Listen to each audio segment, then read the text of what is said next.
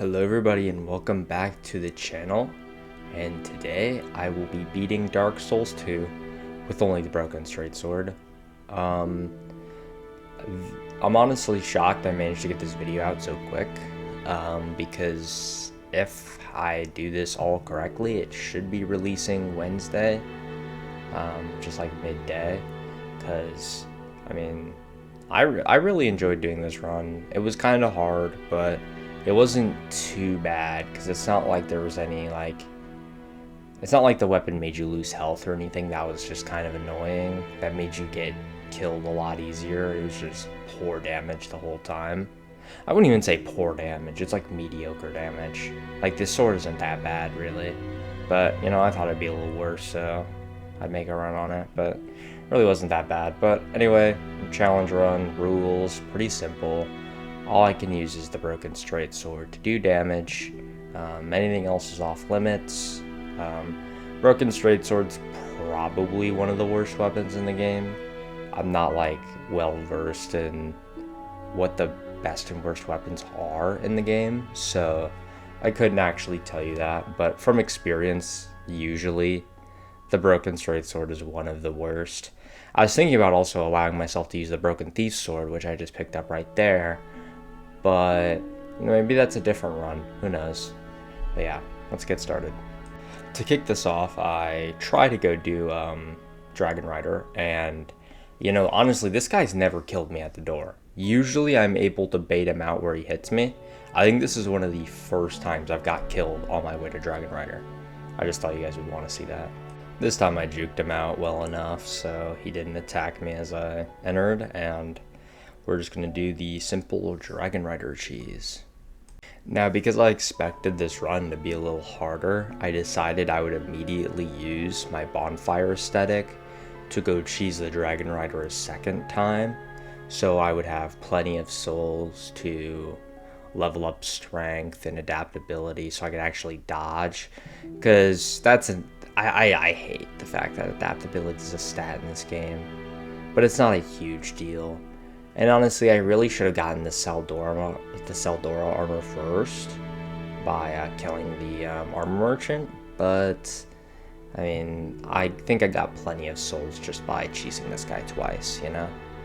Now on to our first actual boss of the run, Last Giant, because Dragon Rider doesn't really count as a boss unless you actually fight it. And I mean, either way, I'm fighting two of them later in the game, because you have to. So, I mean, yeah, that really wasn't much of a fight, just getting them to walk off the map. I wonder who figured that out, too. You know, maybe I should look that up. Who actually figured out the Dragon Rider cheese? Because I don't know how. I imagine it was figured out fairly early. I'm not sure, though. But yeah, no, there really isn't much to say about the Last Giant. I'm not doing awful damage. Like, I am seeing yellow on his health bar, which is better than some bosses, so that isn't too bad. But I did try to upgrade my sword as fast as possible. Like, I'm pretty sure I had a level 10 broken sword by the time I was done with the 4 primal bonfires. So for the second half of the game, I had like a level 10 sword the entire time, but I was still on a couple bosses I was hitting just gray, or I wasn't hitting any yellow on the health bar, which wasn't great. And this is when I got wise and killed this guy for the Seldora armor, because I figured in this run I would just need as many souls as I could get my hands on to ensure that I can level up as much as possible. And this guy isn't usually too hard to kill, especially because with how fast the broken sword swings, I can stun lock him, which is pretty nice. And then I also go to the back of his store up here to grab a free Titanite shard for my first level up. And yeah, moving on. Now on to the Pursuer, which, I mean, this guy took a little while because, you know, I decided to try to use the ballistas that are in the arena because, to be honest, in my opinion, they're fair game because they're fun. I guess that isn't the best reason, but it's my video after all. If you don't like it, you can leave. But I didn't end up actually getting to shoot him with any of the ballistas before he just destroyed both of them, and so then I had to resort to just whittling him down with my broken sword, which I actually got to a level 3 because I spent the 7,000 souls I had left over to buy the remainder of Titanite shards I needed. So, I mean, it was good that I had a level 3 here, because I was hitting 52 with the level 3 sword. I can't imagine I was hitting more than 30 with the level 1.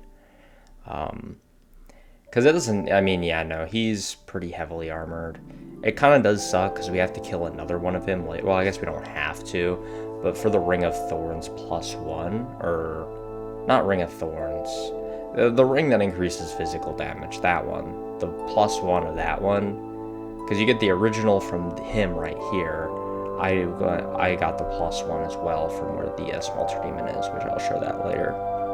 I killed the Pursuer in there because I figured I would just need all the damage I could get, except not Tearstone, because to be honest, later bosses were almost two-shotting me, and so to be in Tearstone range would mean I would guarantee get one shot every time, which I guess that's kind of the point, but I just don't think I'm that good enough at Dark Souls 2, or I trust Dark Souls 2's hitboxes enough to reliably stay in that range without just getting murdered by my own mistake or by the games.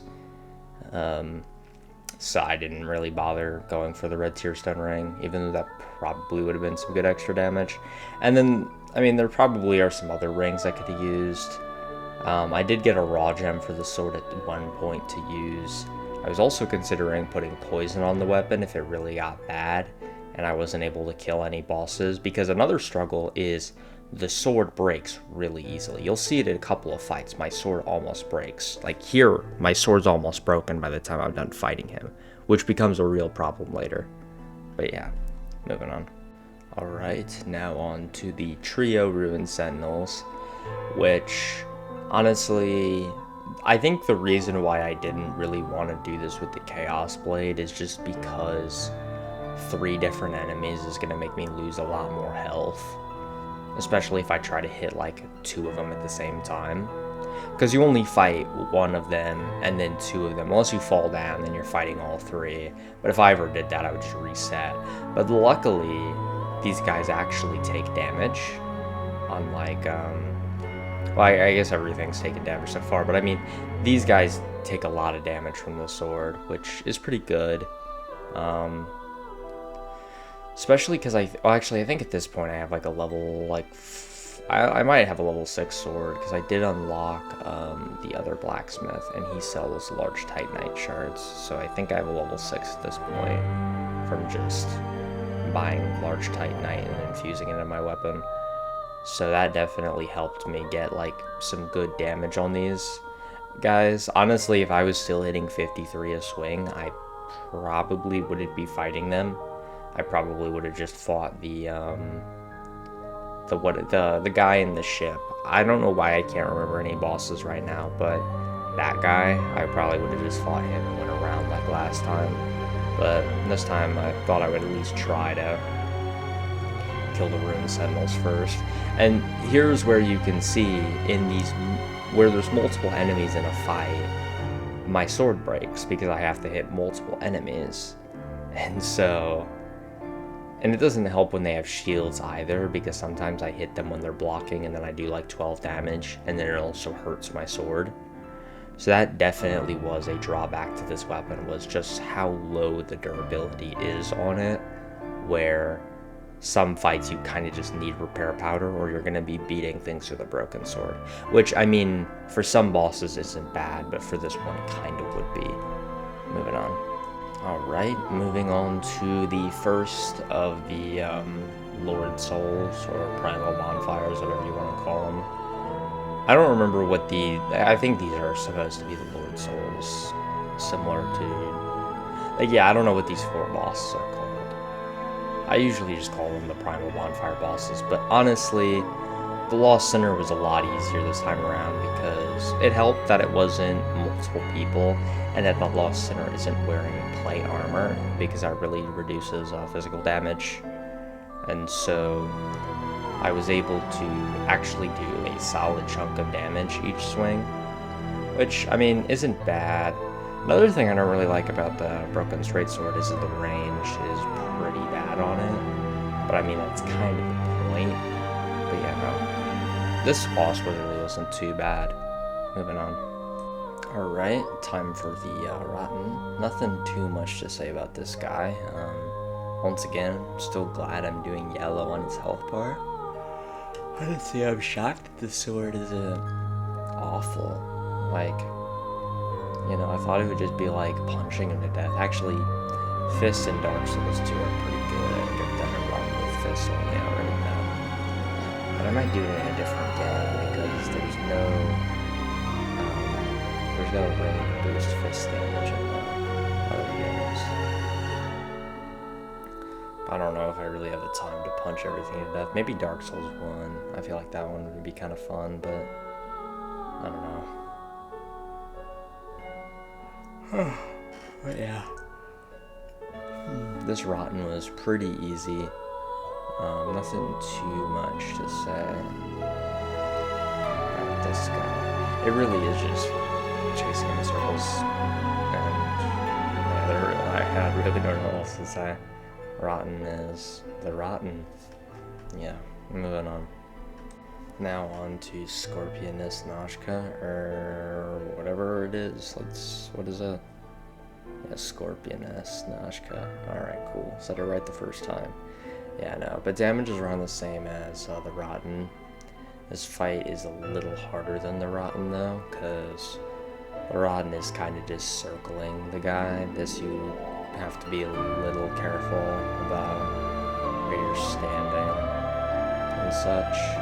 I mean, I think you can miss her jab attack if you stand right under her. So, yeah, if you just kind of stay right under her, I think some of her attacks will miss. But then you can just get poisoned, yeah.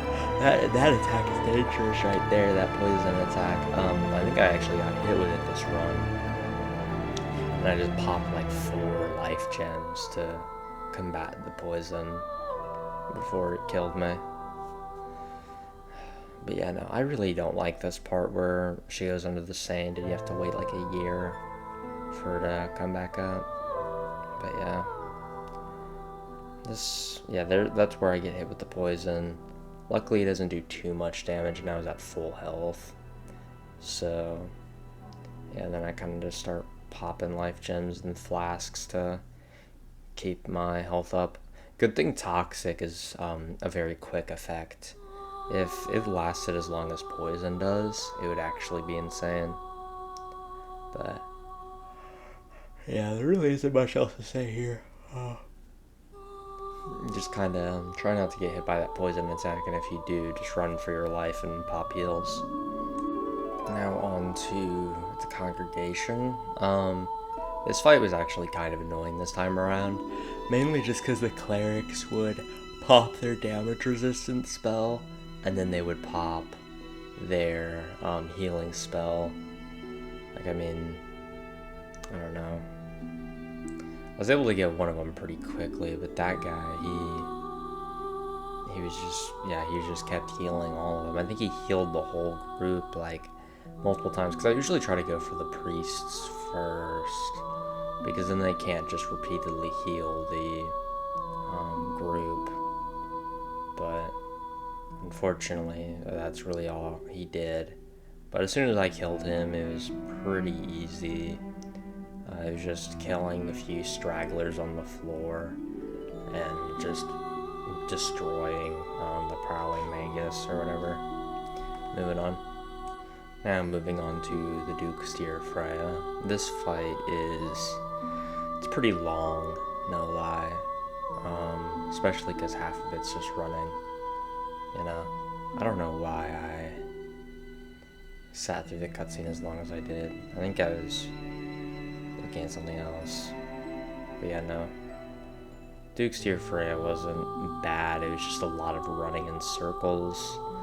I mean, that's kind of how it was with this whole run. It wasn't like it was hard, it was just every boss took like an extra 5-10 minutes at least. Because you have to remember, this is like 2 times speed. So each of these fights are like what? Well, some of them are like a couple minutes long almost. And so they would probably total like 4 minutes outside a fight. But once again, I'm just glad I'm seeing yellow on the health bar. I mean, I would think I wouldn't have that problem until Triangulate Castle. But I didn't, but yeah, I don't know. It was just, honestly, the main thing was just this run was so boring, just because of how long the fights took. Like, I think that was the main challenge part of it, not necessarily how hard it is to kill these bosses with a sword that does about a third of the damage of everything else. Yeah, it's kind of just, I mean, that's kind of the whole challenge portion of it, right? Being able to survive for 5 minutes as you whittle down a boss's health bar. I don't know. I mean, I kind of want to find some other things to make videos on. I just don't know what. Because, you know, at some point I do just get tired of making these runs. Because it's kind of just the same thing over and over again, unfortunately. Like, in Dark Souls is fun, but it's not fun when you've probably done a playthrough a week. Or honestly, this week it's been 2. But yeah, no, I really should look at some other things to play. Moving on. Now moving on to the Skeleton Lords. This one got the 4 times speed treatment just because it took a while, just because of the sheer amount of enemies there are. And there really isn't a whole lot to say about this fight, other than the fact that because there's so many skeletons, my sword did break towards the end of the fight. So I was dealing significantly reduced damage, but I mean, each of these skeletons only have like 200 health. And so, it's really not a huge deal, but it is just a little tricky.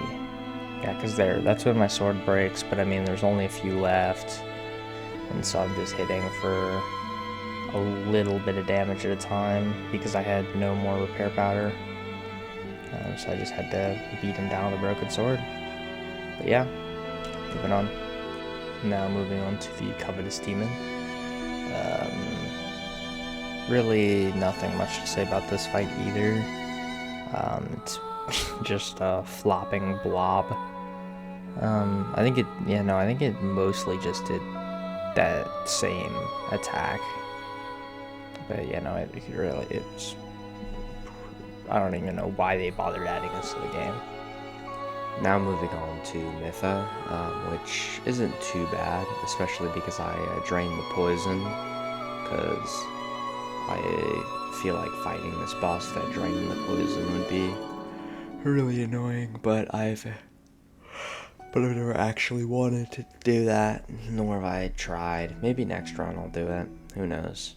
Moving on. Now moving on to Smelter Demon. Nothing too much to say about this fight either, except the run to this boss is just so bad, man. Like, I don't understand why they had to make the Iron Keep so bad, especially in Scholar of the First Sin version. I just don't know why. But yeah, no, I decided to kick this stuff into 4 times speed because this is where the fights kind of get long for certain bosses, this being one of them. I mean, I don't think we have another long fight until, like, I don't know, something like Looking Glass Night or something, but this is definitely one of our longer fights for the run. It was like 5 minutes long. Moving on.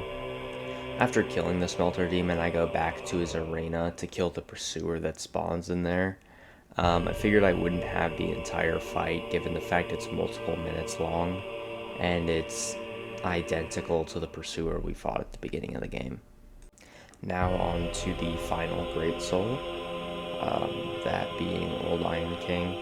I usually do this guy last, not because he's particularly hard, just getting to him is very hard.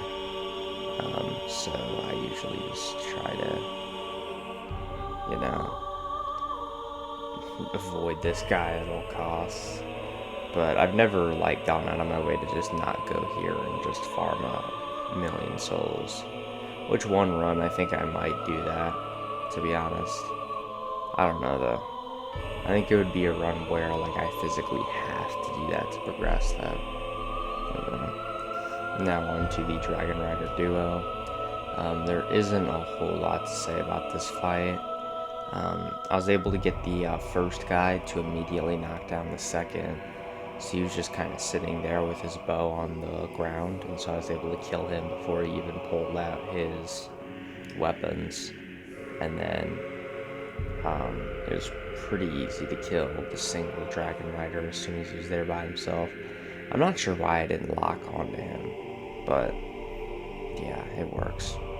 Now on to the Looking Glass Knight. Nothing too much to say about this guy. Yeah, there really isn't a whole lot.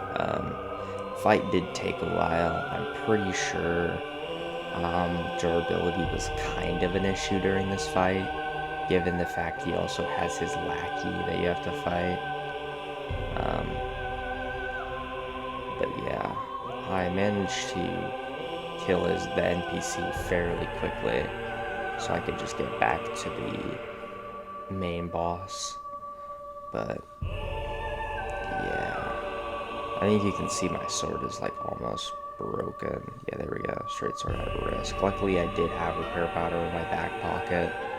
Otherwise, this fight would have been a problem. Moving on. Now moving on to the Demon of Song. Honestly, I saw some attacks out of the Demon of Song that I've never seen before.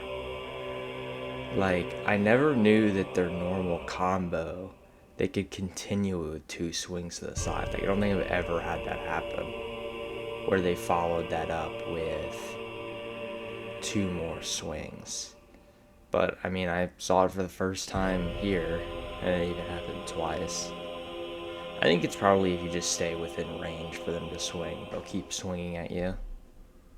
Now, this one was a little tricky, mainly just because I'm only doing 130 some damage to him, and when he enters his second phase, that drops by 50%. So it wasn't really great for the sword. I was really doing about 72 a swing on this guy, but it's not like Veltstadt's a very hard boss. It's just, it took a while, and my sword almost did break, just given the amount of times I had to hit him to actually kill him. So yeah, that definitely made it a little close, because trying to beat him with a broken sword while he already only takes 50% of the damage I deal, that wouldn't be fun.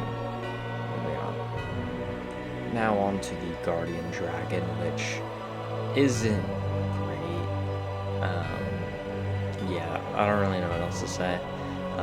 The fight took forever, not because of the amount of damage I dealt to him, but because he would constantly fly, and so I'd get like 1 or 2 swings in, and then he'd fly away. Which, I mean, that's kind of this boss most of the time, but usually I'm doing more damage than what I'm doing now. And so it definitely doesn't make it any easier to have to chase this guy down to hit him with the sword, which has no range, so I need to be like right up on him to do damage. So that definitely does add extra challenge to the fight, but the fight isn't very challenging to begin with. I almost got killed there, but luckily I had like a little bit of extra health that saved me from getting murdered by the fire. But you know, fight's pretty boring. Now on to the Giant Lord. There isn't a whole lot to say about this guy, other than he's just a reskin of the last giant. So I wonder, like, lore implication wise, is the last giant supposed to be the giant lord, or is it just supposed to be another giant? Like, I mean, I don't know the lore well enough, but I mean, they have basically the same moveset, other than the last giant has no sword. Now, this fight actually sucked in this run, because you have to be like right up on these guys to do damage, because my weapon has no range. But if I go to attack one of them, the other one just leaps in and hits me. So I'm basically like getting one hit off, having to back up, and then probably heal unless I got hit. But yeah, no, it's just, this fight was a lot. I mean, this is probably one of my least favorite duos in the entire Dark Souls series. Because it's not like a, I don't know. It's not like Ornstein and Smo where they kind of complement each other. And with Ornstein and Smo, you can get into a position where you can get one farther away than the other. So usually that's not too hard. In this, they're the exact same speed. They basically have the exact same moveset. And so it's not like they can't easily like come reach you, because they both move fairly fast.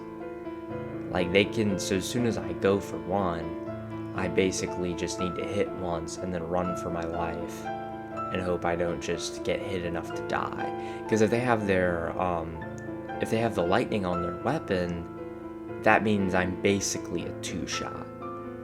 Like if I get hit twice with one of their lightning weapons, I'm instantly dead. Honestly, if I put on some better armor, I probably could have combated that, but you know, managed to figure it out in the end. Alright, now moving on to Nishandra. I probably recorded this 15 times now because I actually don't have enough time to do my intro, because I accidentally dropped my controller and cut off the cutscene, and that's usually when I do my outro. So I'm just gonna have to do it like during the boss, which I don't even know when I'm gonna have the time to do that. But you know, boss isn't too hard. It's just the same 5 attacks: the scythe slam, swing, the shockwave, the laser, and then the thing that spawns the darkness balls that give curse.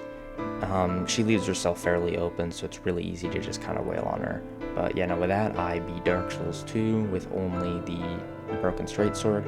I really hope you guys enjoyed watching. If you did, maybe drop a like, comment, and subscribe.